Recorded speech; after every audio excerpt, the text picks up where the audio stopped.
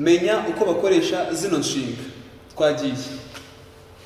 To lie to and to lie about. Ese bazikoresha gute? Gusa mbere yuko tujya muri zishinga reka mbanza mbebiri banga. Abantu benshi baravuga ngo don't lie me. Bakaba basiko bisobanuye ngo ntumbeshye. That's wrong. Ese ukuri n'ukuri. Turavuga ngo don't lie to me.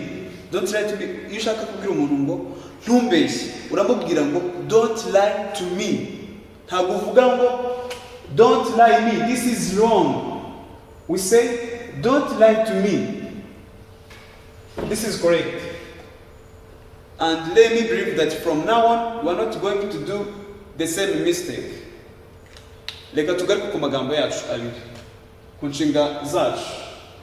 To lie to na to lie about. Twagiye. He lied to me yesterday. Ejo yarambeshye. They lie to him every day. Buri munsi baramubeshya.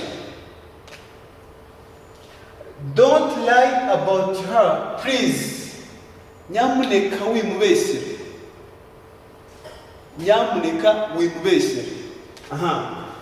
He lied about me. Yarambeshyeye. Yagize ute? Yarambeshyeye.